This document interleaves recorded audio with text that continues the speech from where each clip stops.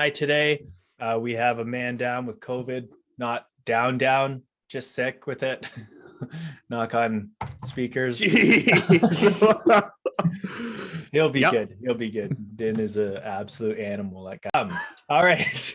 So we're going to start off this podcast talking about the World Juniors, since that is the only hockey we're getting anytime super soon. We got 3 Leafs in the World Juniors, starting with Matthew Knies, second round pick this past year, playing on Team USA.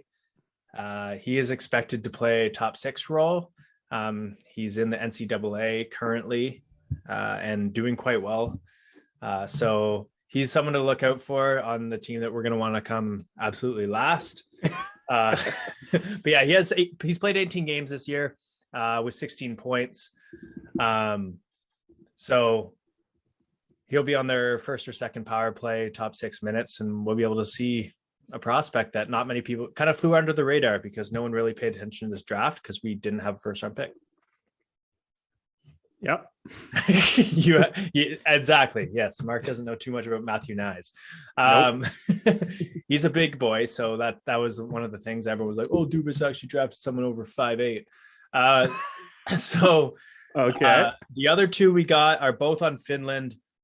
Finland is actually, I might put a bet down on Finland to win the World Juniors because last year they got bronze. They're always going to come top 3 usually. Yeah, and they had the youngest team last year, Sweden. So all of their players are just a year older, with a lot of the same guys, and we have 2 Leaf players. So if there's a team other than Canada that I'll be rooting for, it'll be Team Finland, and that might be, I don't know the odds right now, but that might be a bit of a sneaky bet to put down. So our first player, we'll start at the bottom and we'll go to the top because I think we all know who the guy to watch is. But let's start off with Ronnie Hervinin, drafted in the second round, 2020, 19 years old. So far in Finland, he has played 28 games with 16 points. Not bad. He's a bit of an undersized. He's kind of projected to be like a top 9 centerman. Like a little bit gritty. We'll get to the front of that, but still got some like speed and stuff like that. So he's not expected to be like a top point producer anytime, but he's a guy that you need to like kind of fill out a roster. Can play some penalty kill minutes. He's got that gritty finish style. Yeah, and he was in last year's tournament. So once again, another guy who's just getting another year of. He's 5'9", but is expected to center their top line. So really, yeah, that'll be first exciting. liner. Yeah, first liner on Finland. So that'll be exciting. He might be with the Marlies end of this year or next year, and he'll be with the Leafs within the next 3 years, hopefully. So that's a guy to watch out for. And then we have my boy Topi Niemela. I still don't know if I'm pronouncing his name right, but I love him so much that he'll probably Niemela alert. We're starting every show. We're gonna have a Niemela alert because I'm gonna keep you up to date. We're the only podcast following him super strictly. And this guy, if you haven't heard Niemela fan podcast, yeah, we might change our name. For if you haven't paid attention, I usually do bring him up at least once a podcast. But the guy is he's in the top pro league in Finland, first in the league in points amongst defensemen, 9th overall in the entire league. 10? Yeah, in overall points. That's everyone included. Sick. Yeah, so he has 24 points in 31 games, and in any of the European leagues, that's a lot of points for those games. As a defenseman. Yeah, and drafted in the third round, 64th overall. So we basically took Hervinin and Niemela back-to-back rounds, and those 2 draft picks are looking super promising, which is exciting because we don't really have too many Finnish players with the Leafs. Okay. I was gonna say prospects in general, young yeah, guys to watch. yes and no. We're gonna do a bit of Recently. we'll do a New Year's prospect deep dive on this podcast because I'm interested to go back into it as well. But Yeah. like up until Dubas kind of started drafting, we didn't draft too many Finns. I think we're always kind of run by like the old boys club who kind of wanted to avoid drafting a lot of people from Europe. There was a lot of North American players and a lot of big guys that just never worked out. So it's kind of exciting that we're like these undersized guys are just like even Rasmus Sandin, like taking Timothy Liljegren later in the rounds. Like these are the guys that are going to turn into good quality defensemen in spots where it's not like a top 10, top 15 pick. So it's exciting. Yep. Yeah. We had, I'm just looking up previous Finnish players on the Leafs and Leo. Yeah. Yeah. And Kapanen. Yeah. Yeah. And then after that, it's kind of like, right. But and what I'm saying, like Kapanen wasn't drafted by the Leafs. Komarov wasn't drafted by the Leafs. So we've drafted a few guys, like the big Finnish players we drafted. I forget what the one guy's name is. He's a defenseman, just never panned out. But like, I can't remember the last guy that we drafted. Lopinen. Lopinen. Okay. I vaguely remember that name. He's 20, so he's still a kid. So he might be still here. Wait, is Tuukka Finnish? Is Rask Finnish? Tuukka Rask. Did we draft him? Oh, yeah, we did. And then we traded him for Andrew Raycroft. No, I don't think he is. Tuukka Rask. I don't know. He looks pretty Finnish to me. He is Finnish. He's from Finland. Yeah. Yeah. So yeah, and then we traded him away. Right away. No.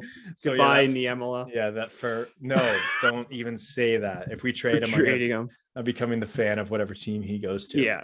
All right. So that's it basically for the World Juniors. We almost had Ryan. That's it. We had Ryan Tverberg be the last cut, who was a late round pick, who's putting up a pretty good season.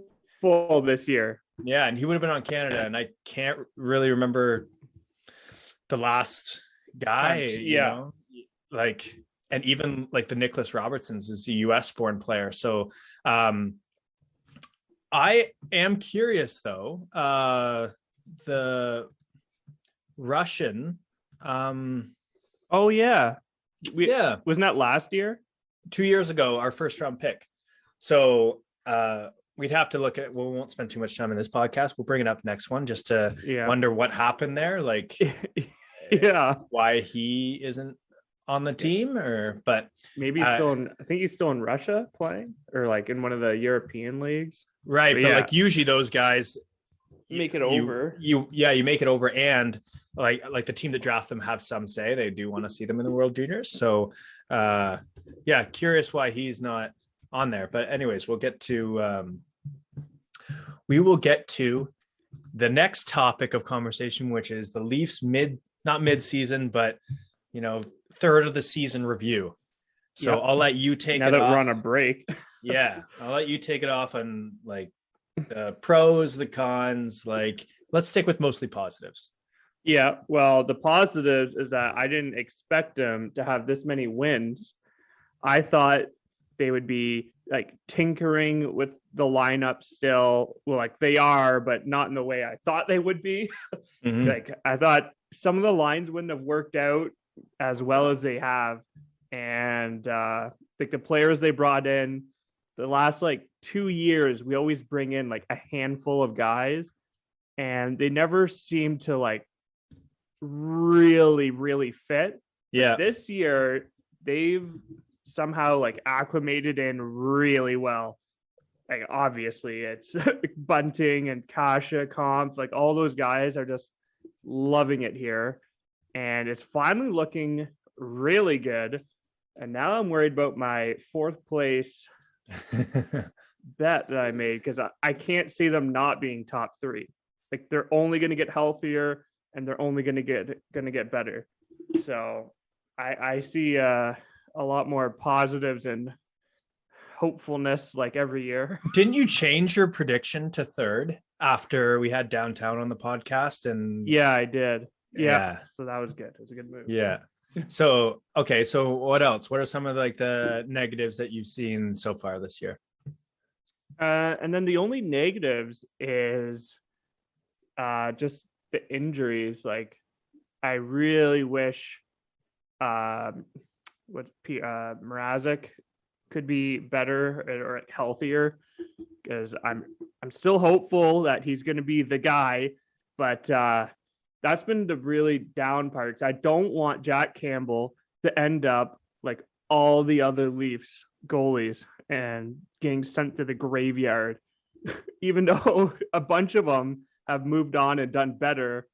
But I just don't want him to get overplayed and killed. Mm-hmm.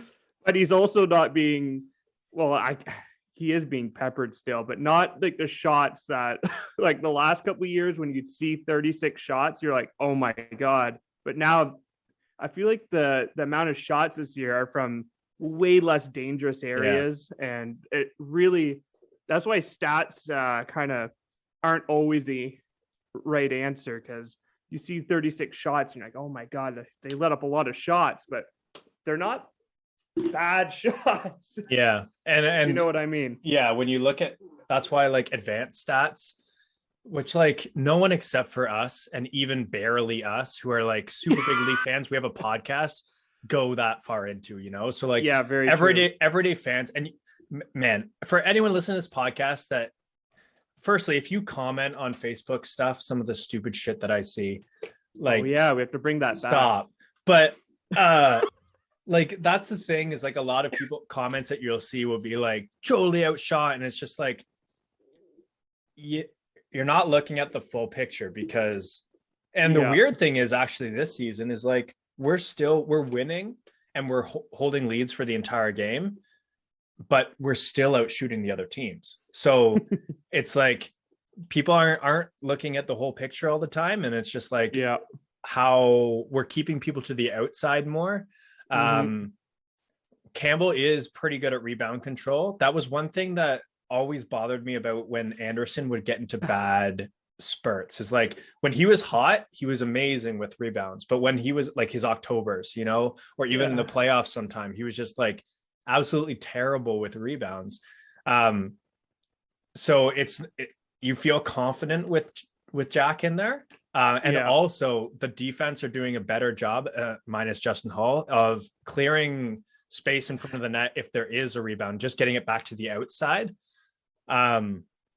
So yeah, that's the one thing for me, is just like our defensive play just seems like it's taken a turn, and it's not like we have different personnel, you know, like we have all of the same guys as last year, minus Bogosian, insert Sandin Liljegren there instead.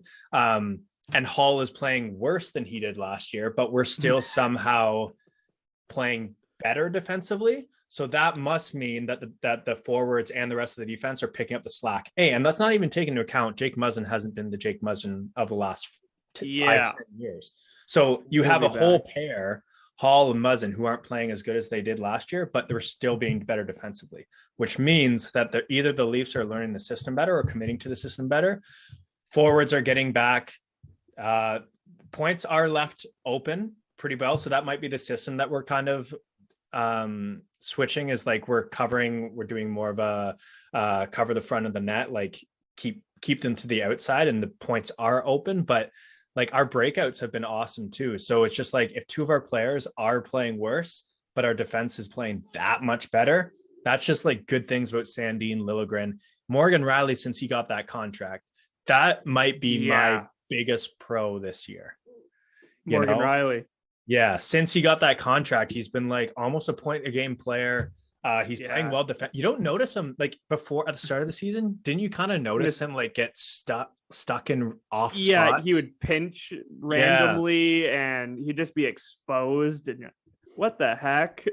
Yeah. But oh my gosh, yeah, he's been awesome. And he was getting crapped on by fans. Like, yeah, I wouldn't even care if he left. And now it's like, oh, this is the guy you wanted. Yeah, we weren't necessarily I know what you're talking about, like fans were, but like we were kind of like, you have to make a decision. You have to make a decision. Yeah. And if you're looking at that contract now, after how he's done, it's like you look at contracts like Seth Jones, which is like what, 3-4 million more. And it's like, oh man, like we stole this guy. Defenseman. Yeah, we stole it. And Leafs fans should really give Morgan some credit for obviously taking a pay cut. If that guy went to free agency, yeah, honestly. But no one wants it. I feel like people are just they're so, either you hate Dubas or you love Dubas. But it's, once again, like anything in life, politics, whatever, like nuanced takes are most important. So Dubas has made some stupid negotiation moves, but he's also made some absolutely amazing negotiation moves. And I personally think you would probably agree that the good outweighs the bad. He's done way more good than bad. Yeah, exactly. And especially look at the Leafs. Now, granted, he kind of came in when we had Marner, Nylander, and Matthews, and Tavares, and Morgan Riley. So just even the Leafs of the past, like we never committed to a full tear down. Like there's like the Kapanen thing, even looking back on it now, like deals like that end up working. Andreas Janssen hasn't been Andreas Janssen since he's joined the Devils. And, we got some cap relief at a contract that would be deemed pretty bad right now on the current team that we just couldn't have. So like even the deals at the time where it's like, oh, you got to trade him earlier. It's like, he's still young too, like he'll realize all this stuff. And I think he did with Morgan Riley, realize that like, you got to get it done soon. And you get behind the scenes, probably he was like, look, if you can't take a bit of a pay cut, we're going to have to lose you. That wasn't the approach that he took to Mitch Marner, which is why Marner got a lot of money. Right. But salary cap is going up by $1 million projected this year. We're losing the Kessel. Oh gosh. 1.5 or something like that. Yeah. So here's a question for you. And this is a total hypothetical. You can only re-sign 2 of these 4 players. 2 of 4? Yeah. Ooh. Sandin, Kasha, Liljegren, Campbell. Sandin, Kasha, Liljegren. Yeah. And who was the other one? Campbell. Oh my gosh. Wow. Actually, you know what? Don't even choose 2. Rank them from top to worst based on what you think they'll get from the salary cap and also their value to the team. Like I had to say Campbell. You gotta have the goaltending down. Yeah. So first, Campbell. I agree with that. Then I'd probably say a defenseman. So you have to weigh out Sandin and Liljegren. Who do you think is going to be either better for fitting the cap and for the Leafs? And that is so tough. Like I'm almost leaning towards Liljegren. Yeah. I think he might be a bit cheaper and just better defensively. I don't. So I'll probably go Liljegren, Sandin, and then Kasha. Yeah, I'll switch Liljegren and Sandin. I'll have Sandin second, just because I think that Liljegren, I think we can probably re-sign 3 of those 4 guys. Yeah, I think so. Unless Kasha decides to take a pay cut. But like, you can sign bridge deals for those players until their RFA years when the salary cap's going to jump. And I just think that like Sandin is a guy that it's hard to get on the open market for not paying an arm and a leg, which we just can't do. Liljegren is a guy that is more like you can kind of go out and get someone more like similar to him. Yeah, he's a little bit more replaceable than Sandin. Like you don't find guys like Sandin very often. Yeah. So, and he's still so young, and this is his first full season in the NHL, and he's playing at like, he's not even playing sheltered minutes and playing really well. So I just think his potential is a lot higher, but I agree with what you're saying when like, you can probably get Liljegren for like almost a Dermott deal, like you could probably get him for like 1.5 over 2 to 3 years on like a bridge deal, which like you're laughing if you can get that. Whereas Sandin's probably going to demand a little bit more. Yeah. But I think if you get those three, and you like Kasha, I think we'd all love to see. That's another bright spot. But it's like that's another guy that we can just keep doing that. You know, you can keep. It's almost like the NFL. You know, like NFL, they have their main cores on the successful teams, and then they'll just pick up guys who can insert well into the system for cheap, who either have been injured or haven't had success in the last few years. Patriots always did this super well. You know, they had their main guys, and then they would just pick up cast-offs that just like could stick with the system and for cheap. And then they'd prove it, and then they'd get a massive deal somewhere else. But then we could just keep bringing in those guys. So I actually like that. I'd love to see Kasha still with the Leafs. Yeah.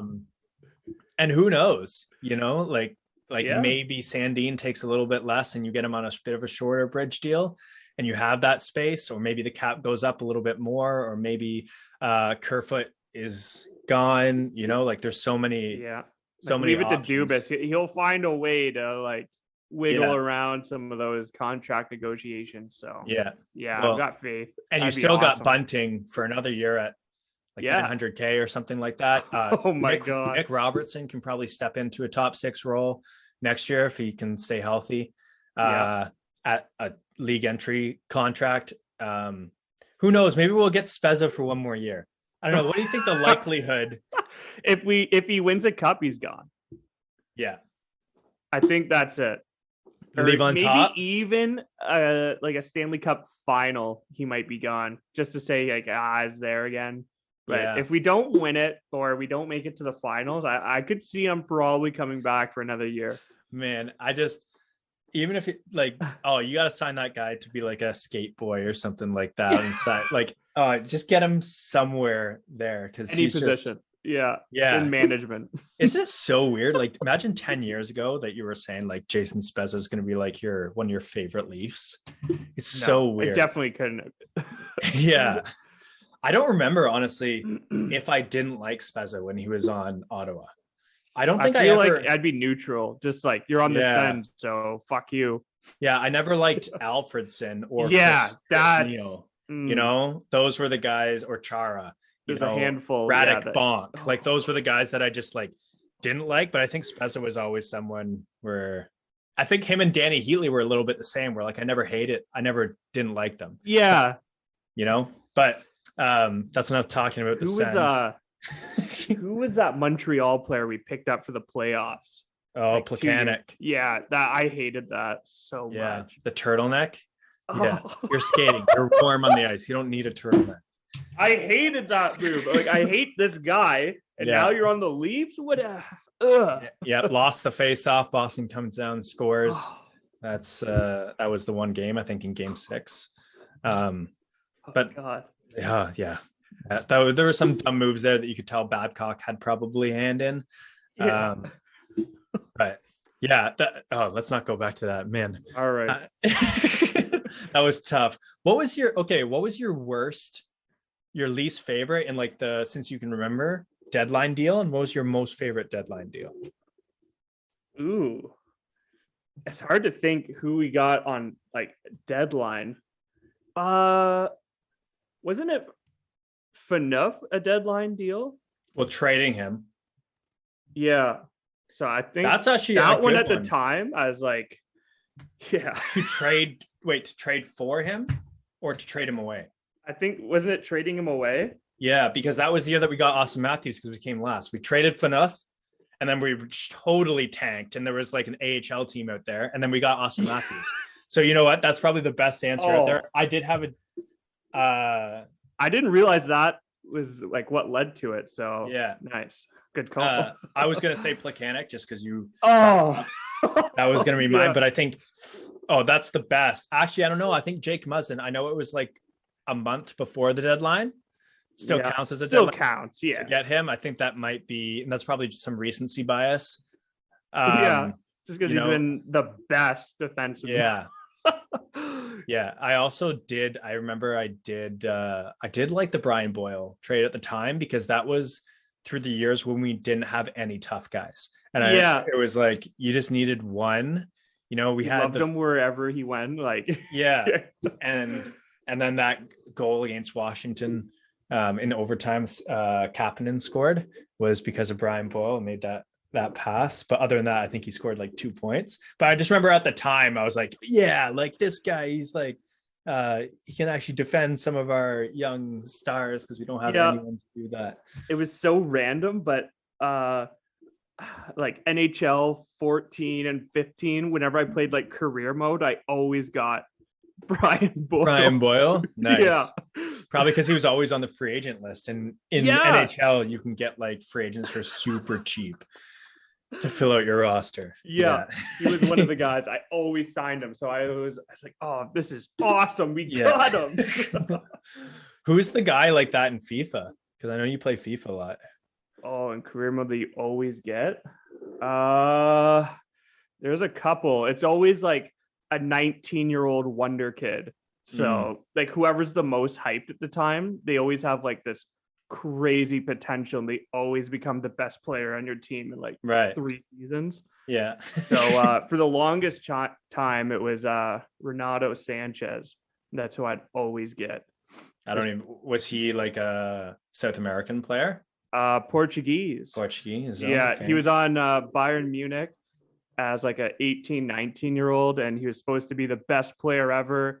And then he kind of sucked, and we just traded him. And now he's actually amazing. So worked out for him.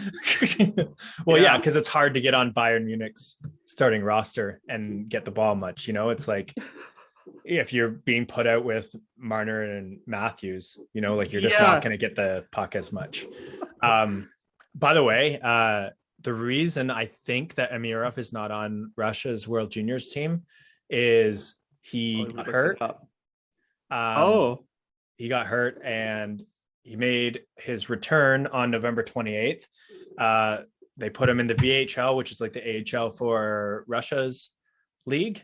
And he played 3 games over the past week, but they don't want to rush him back and have him play when he's still getting his time back. So that's the reason that he's not on. But that would have been exciting because we still haven't really seen anything from him. But it was our first round pick in what seems like 10 years. So it's too bad that we won't get to see him, but you also never want to cheer for Russia. So how old is he right now? I think 19. Oh, okay, sweet. So he could still be amazing. Yeah. And I think he's done. Yeah, so he missed the first 8 games of the season, so he hasn't really played much at all. Well, I guess since we're going off deadline trades and everything, are you buying into the defenseman still? If it's a guy like Mark Giordano, like everyone wants that. Oh, Jacob Chikrin, Phoenix Coyote defenseman. Yeah, but I kind of like yours way better. Yeah, that's where we are now. It's like we need this guy who knows what he's doing now instead of this guy who's just hot for a quick sec. So Chikrin could be, he plays like 22 minutes a night. No, but like he still has good numbers on the Arizona Coyotes. So he is a number 1 defenseman for a very cheap contract, but that just means that you're giving up a lot. And right now, like and this is the thing that like you kind of need to set yourself. Are you on the side that we're in win now mode for the next 2 to 3 years? Or are you on the side that like we could be a bit of a dynasty over the next 10 years? I'm a little bit more, I would rather, often when you win the Stanley Cup, unless you're the Tampa Bay Lightning, you get lucky for a year.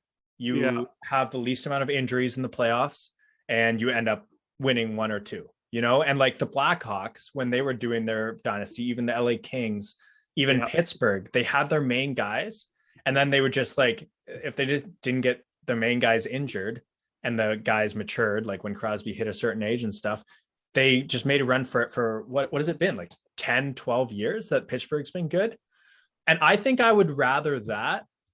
I would rather just like still, you have your core, you've picked up guys like Kasha, which like, let's be honest, if people knew that Kasha was going to be this Kasha, he'd be making $3-4 million a year. Easy. Look at what Tatar got. I think he got 5.5 or 6 million. And Kasha is Tatar times 2 offensively and defensively. So it's just like you can get guys like that. I would rather them not give up Robertson, not give up a first round pick, and just like have this team be really good in the Stanley Cup hunt for the next 8 to 10 years.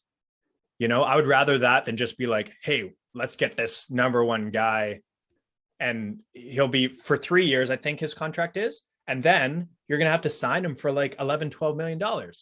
Yeah. You know, and it's like, that could be, yeah, I don't know. I'm not the biggest fan of stuff like that because I would just rather be good for a long time, especially because we've been through the pain of not being good for a long time.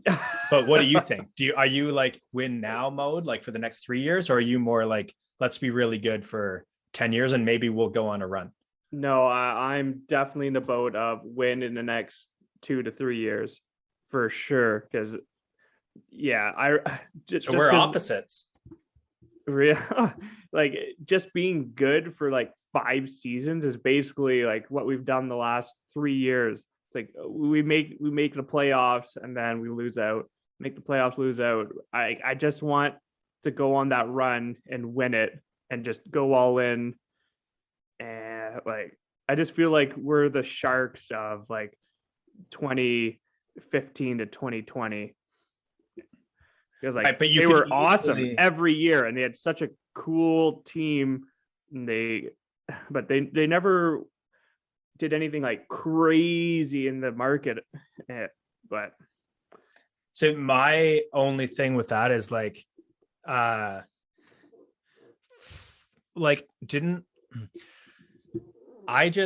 could be the Sharks, right? You could be the Sharks, but you could also be Pittsburgh, LA, Blackhawks.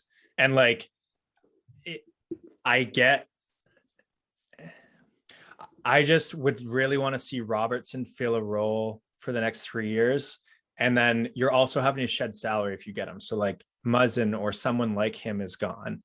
And I just think that you could win 2 cups with this core as we get older. You've already seen the maturation of Marner. Like Nylander is the biggest one for me, where it's just like for the first 3-4 years, he was amazing. He was good, but he was just missing some things in his game. And these guys are still so young. Like they're 24, under 25 years old. They're not even in their primes yet. And we're tied for first in the NHL with a bunch of injuries, with our backup goalie gone all year and having to play Hutchison and Joseph Wall, who's never played an NHL start, having Justin Hall be abysmal, having Jake Muzzin be a shell of himself. And it's like this, I think that the pieces are already there and we could go out and get a guy like Mark Giordano or like an older, and you could still go for that win now mode, but you're still setting yourself up to be a dynasty for years and years because you're not mortgaging all of your future. And what Pittsburgh did so well was they didn't like their deadline. If you look at it over the years that they were like winning the cup and making it far, their deadlines weren't that crazy.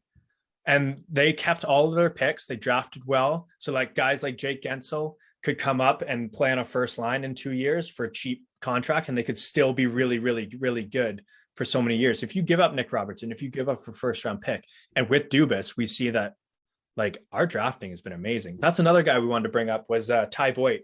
5th round pick is just absolutely killing it in the OHL right now. And that's the thing that like we're good at drafting, you know, like we have the more scouts, we have more money to go out and draft better than most teams. So take advantage of that. So are we similar to the 2019 St. Louis Blues Cup team? Because I feel like they didn't do anything like crazy signings or anything. They just built, and then they won. Well, that was a weird year because they started out being like 5th last in the NHL. Remember? Yeah. And then they fired their coach.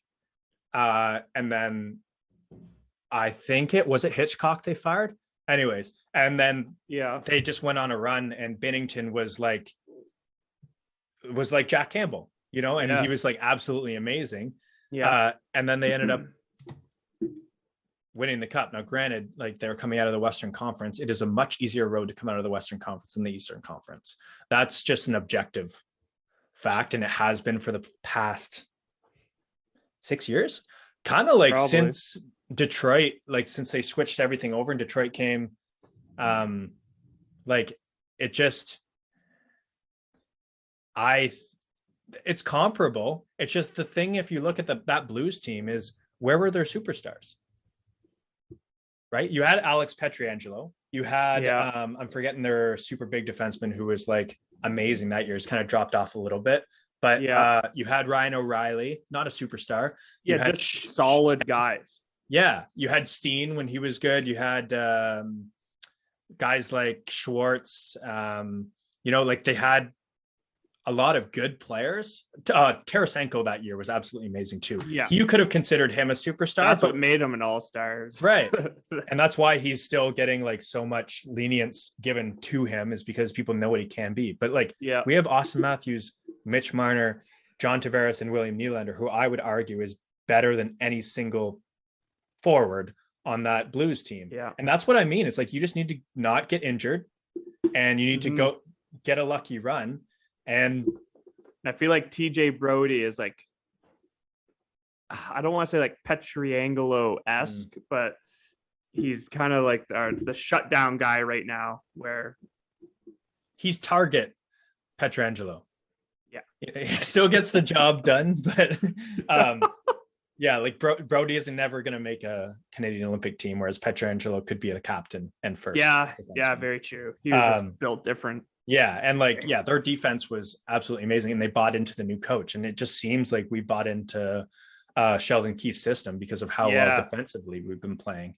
And I still think a lot of Leaf fans, and like I'll even talk about like the Dangle podcast, is like people, they watch one game, it seems, and they're like, oh, changes their mind completely. Yeah, it's like sometimes teams have a bad game, sometimes defensemen have a bad game, sometimes goalies have a bad game, and it's like, just because we have one bad defensive game does not discredit the larger sample size of being a much better defensive team. So it's just like, I always found it confusing when people are like, oh, we're just not that good. It's like, we're first in the league, like we've had a better start than ever before. So you can't better fluke November that. anyways. It's not like, oh, we had one good game, we're in first place now. Yeah. No, you have to be consistent to take that top spot. Yeah. Even this early on. And Jack Campbell has the best in 3 of the 4 stats as a goaltender, which I think is shutouts, save percentage, goals against. I don't know if he's number 1, but I honestly would think that he probably would be. So like we have every game basically. Yeah. Like just, that's another thing with the Leafs team, is like, you saw last year, if you do get one injury to any of the big 6, I think it's big 6 now. There's Riley, Campbell, and then the 4, and even I guess Muzzin and Brody fall into that. If one of them went down. And that's the thing, is like, that's a lot of people to be putting your hopes on, where if one of them goes down, you're kind of like, we're probably not a contender anymore. Yeah. I would almost lean more towards the defense this year than forwards, because we have so many fringe forward players now, where before, like, we'd call up and you're like, ooh, this is bad. But the way that they're playing right now is that, like, we saw like Marner out. Okay, we can cover. We just shift the lines around and we played well. Yeah. But have we had one of the main defensemen out yet this year? Not for any length of time. I think Brody might have missed a game and Muzzin might have missed a game, but other than that, well, Sandin, but he's not a top 3, right? Because like the forwards, I'm not as worried about if one had to miss a couple of games, but the defenseman I am, which is why I think signing someone big would be really good. Not big, but like decent. Mark Giordano. Yeah, please. I'm gonna cut, buddy. He's from Toronto too. Everything just seems to be falling, The storyline is there. Think about this top 6, okay? Are you ready? Do you have your hands in your pants? Okay. So you got you got Ooh, could you even do Giordano and Brody because they played together in Calgary, and then put Riley and Muzzin together, although they play the same side. So, and then you put Riley or Muzzin and Sandin, and then Riley and Liljegren together. God. Who am I missing? I'm missing Hall and even Dermott. Like that is, you have 3 number ones on 3 defensive lines. I don't know. It would be nuts. And you don't have to give up much to get a Mark Giordano. You know, you give up a Dermott. You give up anyways. Yeah. I know we talked about it too much. Yeah. If that does happen, then I'm gonna it'll be sweet. And that's another thing is like you can make deals like that where you're not mortgaging the future. And that's why I wasn't a big fan of Nick Foligno, because Nick Foligno last year a lot for him. Yeah, you gave up a lot for him.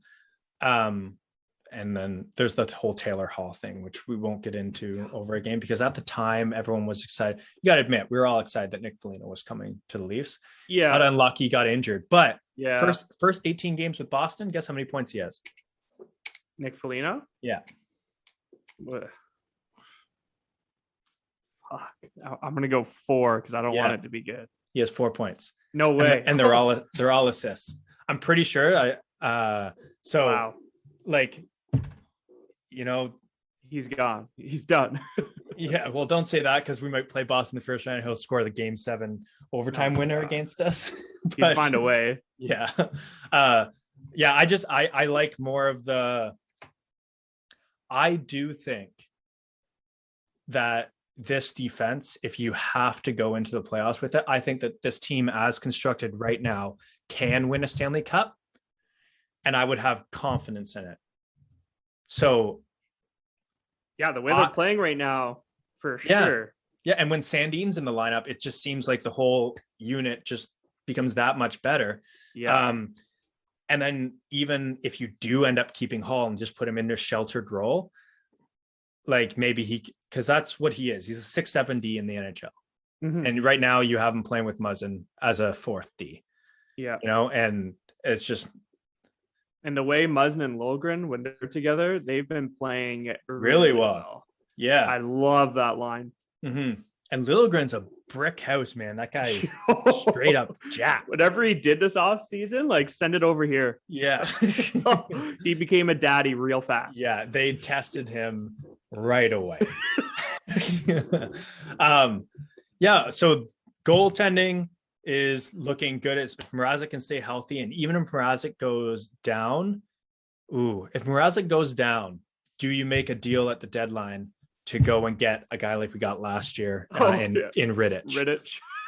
You know? Yeah, I think you might have to, because Hall hasn't been that bad, but it's not a guy who I want. Like, it's game 7 and Mrazek's down and Campbell needs a night off for some reason. Here comes Joseph Wall. But don't you just once want it to happen for the Leafs that, like, you know how some teams, they'll just like 5 goalies will be down and one random guy comes up and he just like Binnington, you know, like Matt Murray in his early years, not anymore. Like just guys just come up and they just absolutely are like top goal. Yeah. Don't you just want that to happen to us? I feel like it's happening for Wall right now. Like, he's coming into a team that's playing out of their minds. So, and all of a sudden he's just playing amazingly somehow. Mm-hmm. If you look at his AHL stats, you're like, he's going to get killed up here. And then he puts up those performances. You're like, wait a sec. The only thing he's playing good, he's playing good. The only thing about if for some reason one of our goalies, Mrazek or Campbell, goes down, mm-hmm. like the goalie market right now is so overpriced. So I forget who picked him up, but that Johansson guy, Jonas Johansson, I think his name was, he was on Colorado that we scored 7 goals against. He came up on waivers and someone picked him up. And it's like, if people are having someone like that as their backup and they're that desperate, I think it was a good team that picked him up too. It's like, if you're going to go out and get a backup goalie, the price is going to be astronomically high. And maybe I'm just way too confident in this team and how they are right now. But I'm just like, just leave it be, and at most trade like a second rounder at the trade deadline for someone who can be that extra piece. Yeah. And that Rittich deal last year seemed kind of panicky. Yeah. Third round pick like, for a guy who played like what, 2 games and sucked. Yeah. And they tried to hype it up and were like, okay, yeah, maybe that will be good. But deep down, I'm like, what the fuck are we doing? Yeah. What is this? We gave up a third? Yeah. Come on. So, yeah, I don't want to repeat that. And hopefully Dubas was like, yeah, that's kind of silly. Yeah. So I think if anything, you're going to go pick up a veteran defenseman who can in the playoffs. If one of Muzzin, Riley, or Brody go down, they can insert themselves into a top 4 role and play well. You know, and that was the thing that like Washington won the cup that year. Not obviously all because of this guy, but like, I forget, his name starts with a K, I think. Anyways, they picked him up in the trade deadline from Detroit, I believe. And he came in and played like meaningful minutes with them and just shored up that top 6 to make it that much better. And then he got a big contract out of it at the end, but I don't think they gave up much for him. I think it was like a second or third. Mm-hmm. And I'd be much more down for that than going out and making, I wouldn't call it a panic move, but like going to get Jacob Chikrin, which is probably going to, as Din said, cost you maybe Muzzin Robertson in a first, you know? And I would not be cool with that. Yeah. I mean, it would be one of those things where I'd be like, I cringe, but I'll also be like, oh, we have like 3 number 1 defensemen on our team. It'll be Niemela in that deal too. Oh, no, it won't. No, I'll have to be a Coyotes fan. I'll buy his jersey. We should get jerseys. We should do a Topi Niemela jersey giveaway at some point. Yeah, that would be sick. With a big C on his jersey. We can predict the future. We know. Your 10-year path. Yeah, you're getting the C eventually. You're getting the C, that's for sure. So is there anything else do we have any bold predictions for not just we'll make one for the Leafs and then make one for the rest of the NHL? A bold prediction for the Leafs. Well, now I have no idea. I don't even know if this is bold at this point, but maybe Michael Bunting will finish with more points than Zach Hyman this year. Is that bold? I mean, I don't even know what the points comparison is right now. I think Bunting has more, but Hyman's missed some games. But that's the other thing too, is Hyman is going to miss more games than Michael Bunting. And Michael Bunting isn't leaving Matthews, and Marner's about to come back. So, I mean, it's bold, but it's not bold. I'm going to count that as a bold prediction. That Michael Bunting finishes. $4 million bold. Yeah, exactly. Okay, so here's another question for you, and this will be a bold take depending on what you say. If, let's say the contracts were a little closer. Let's say that Bunting was making $2 million and Hyman was making $4 million. Yeah. Who do you choose to have on your team? Ooh. Oh man, I love Hyman so much. But but Bunting has been so good on a discount, and he's winning my heart because Hyman is like, oh my god, he's like the Canadian, the workhorse. Yeah, he makes that line go. But now I'm almost starting to lean towards Bunting. Yeah, if it was equal, I'd take Hyman, I think. But if it was any discrepancy in cap, I think you're saving Bunting. Money. You're saving money. Bunting hasn't gotten hurt. Yeah. He's draws those penalties. Yeah, and he seems like, so Hyman's always been good in the playoffs. Yeah. But Bunting seems more of, we finally have a guy who's going to go up to the other bench and tell their backup goalie that you're a fucking loser. You know, like just like a bit of a, as Gabriel said so elegantly, a bit of a dirty rat. You know, and like we finally have that guy. Like Wayne Simmons doesn't seem like a rat. Wayne Simmons is like someone I'm going to punch you in the face. Exactly. I'm not going to like say I'm going to go bang your sister. Yeah, exactly. So that's why and Hyman didn't have that in him. He could get under your skin without getting under your skin. like a little hook, like well, the ref's not looking or something. But that's something I think we've missed in the playoffs, because every year we have gone against a team that had a little fucking shithead on their team in the playoffs. And last year it was Gallagher, and Corey Perry, right? We went against two. The year before against Columbus, who would it have been? I don't know. Foligno was a bit of a dick in that series. They and probably had a guy, just can't remember his name. And then Boston for 3 years. Oh, you know, and then Washington had Tom Wilson. So like the teams we played against have had that guy. So I just feel like Bunting that's what we've been missing. So as you think of your bold prediction for the entire league, my bold prediction for the Leafs is that they're going to finish first in the division. And clutch up. They're going to beat Tampa. And we're going to be within 2 points of the President's Trophy. Oh, yeah, that is bold. Because I can see Colorado, especially because they play a lot of shit teams. So Colorado's 17-8-2. Leafs are 28-2.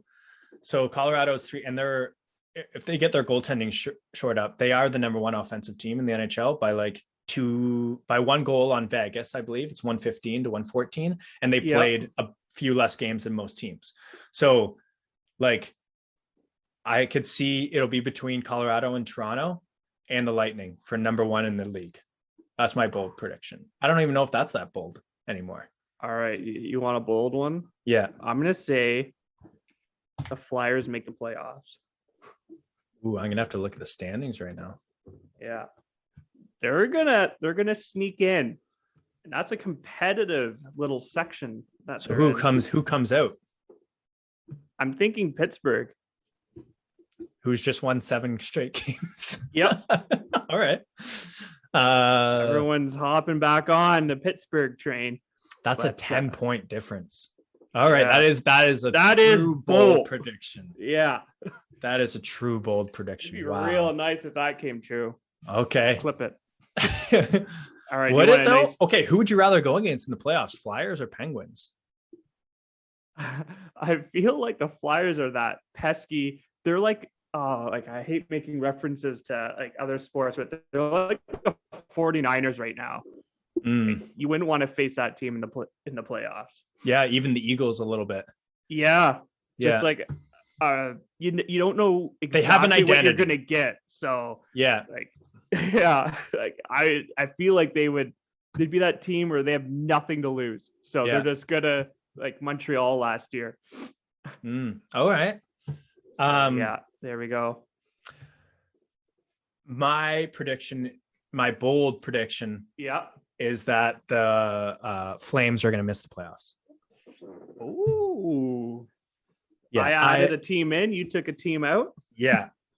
No super disrespect to the Flames. You saw what they were last year, and like they didn't add any big pieces. Markstrom's been great. If Markstrom goes down though, like you can say that about the Leafs have 2. Like they have a for sure number 1, but Mrazek is a fringe starter. You know, Vladar is a rookie. So just like if Markstrom or if he even takes a dive at all, so they've lost 4 in a row. I just realized that. But so in their division, the Ducks have been looking good, and they finally have goaltending. So I could see the Knights, Oilers, Ducks taking the top 3, and then I think in the Western, the wild card goes to both teams in the Central.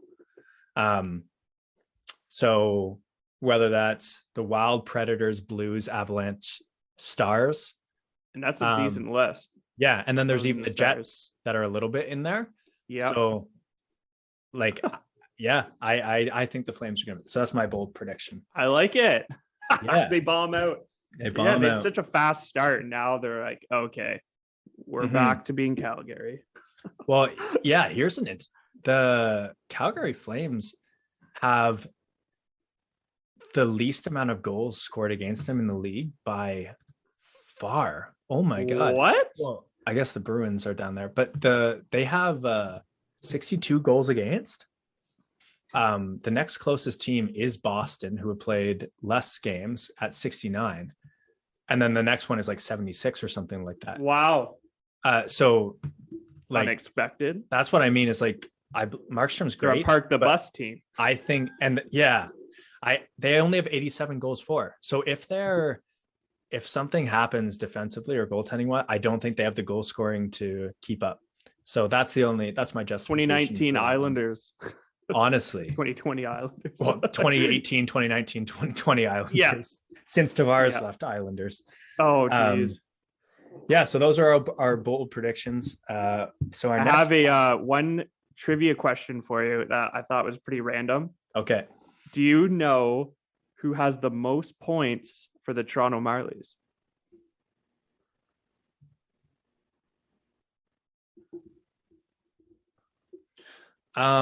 Brett Seney. Brett Seney is in second. All right. Yep. He has 16 points. He's doing really well. I feel like if you said it was random, it's not our boy Josh Hosang.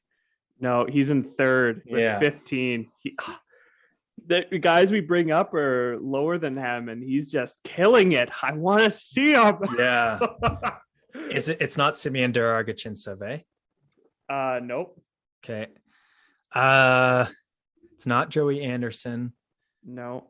He's up there though. Wow. That Semenov guy, he has 9 points in 9 games that he's played. And now he's back in Russia. Yeah. So I'm like, oh my God, this guy was killing it. Yeah. Give me a hint. It's not a forward. Oh. That's why it's a little shocking. I looked it up and went, no. Not a forward. Oh, a defenseman has the most points for the Marlies. Yeah, I don't know that many defensemen on the Marlies other than like Christian Rubens. He's not much of an offensive defenseman. No. Yeah, I don't know. Who is it? Guy. It's Duszak. Oh, I wouldn't have gotten it. Yeah. I was going to say Dahlstrom. Yeah. He has 4 points. Duszak leads the Marlies with 19 points. Wow. I think it's 18 assists, 1 goal. He's just he's in the Emla. Well, he could turn into, because I think he's a little bit older. I think he'll probably, just judging by that, turn into like a TJ Brennan kind of guy. I don't know if you ever know TJ Brennan. He was like in the top 10 in scoring in the AHL for 10 straight years as a defenseman. And he would put up like almost point a game numbers. And then he just never could make it in the NHL. And he was just like a really good offensive defenseman in the AHL. So sounds a little bit similar to that, because Duszak was one of those guys that even in the preseason, we didn't see much of. Yeah. You know, he's 24. So he's not old, but he's also not like young anymore. Yeah. And he's played in the Marlies for the last 4 years. So, and if he hasn't gotten his shot yet, the guy's probably an AHLer. And if they just brought up, he's having a kind of a fluke season this year, because he usually gets around like 12 points, 18. Yeah. So he's usually around this throughout the whole season, but he has this already. So he's just kind of going nuts this year. Maybe he's put on PP1 this year. Maybe him and Liljegren went on the same off season.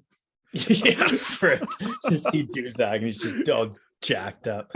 Yeah, tried out for the Pittsburgh Steelers at linebacker in the offseason. Oh, I'll play hockey, I guess. For anyone who is an NFL fan,